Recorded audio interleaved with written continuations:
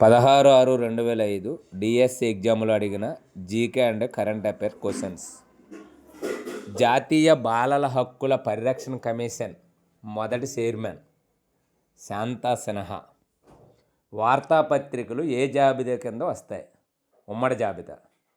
అంటే సెంట్రల్ జాబితాలు 3 ఉంటాయి: కేంద్ర జాబితా, రాష్ట్ర జాబితా, ఉమ్మడి జాబితా. అయితే ఈ పత్రికా రంగాన్ని ఏ ఎస్టేట్ అంటారు? 4th ఎస్టేట్ అంటారు. పత్రికలు ఏ ఎస్టేట్ కింద వస్తే 4th ఎస్టేట్.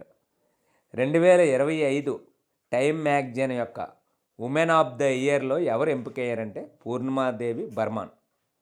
ఈవిడ జీవశాస్త్రవేత్త. 2025 అండర్-19 మహిళల T20 వరల్డ్ కప్లో ప్లేయర్ ఆఫ్ ద మ్యాచ్గా ఎంపికైనది Gongadi Trisha. 2025 ICC champion trophy ఎవరు గెలుచుకున్నారు? భారత్ జట్టు. ఎవరిపై గెలుచుకున్నారు? న్యూజిలాండ్పై. న్యూజిలాండ్ని ఇంకొక పేరే సౌత్ బ్రిటన్ అంటారు. New Zealand capital Wellington. ప్రస్తుత జాతీయ మానవ హక్కుల చైర్మన్ వి రామసుబ్రహ్మణ్యం. జాతీయ మానవ హక్కుల చైర్మన్ వి రామసుబ్రహ్మణ్యం. భారత జనాభా 100 కోట్లకు ఏ సంవత్సరంలో అధిగమించింది? 2001. ప్రస్తుతం భారతదేశ జనాభా అయితే 146 కోట్లు ఉంది. 2001లో అయితే 100 కోట్లకు అధిగమించింది. లోక్సభ సమావేశమైన మొదటి రోజు 1952 ఏప్రిల్ 17.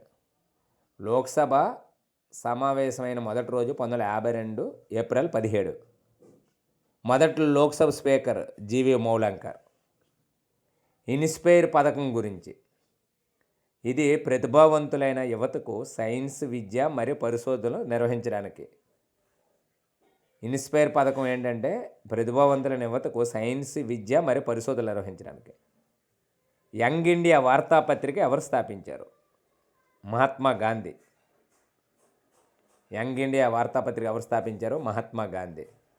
కేరళలో పెపే రోబోట్ దేనికి సంబంధించింది? పెపే అనేది అమృత విశ్వవిద్యాపీఠము మరియు గ్లాస్గో విశ్వవిద్యాలయ పరిశోధకులు అభివృద్ధి చేసిన శీతాకారంలో ఉన్న సామాజిక రోబోట్. ముఖ్యంగా పిల్లలు చేతులు కడుక్కోవడాన్ని ప్రోత్సహిస్తుంది ఇది. అటల్ పెన్షన్ యోజన లభించాలంటే ఉండవలసిన కనీస వయసు 60 సంవత్సరాలు. ఇప్పుడు స్టేట్ గవర్నమెంట్ కూడా వృద్ధాప్య పెన్షన్ కూడా లభించాలంటే 60 సంవత్సరాలు ఉండాలి.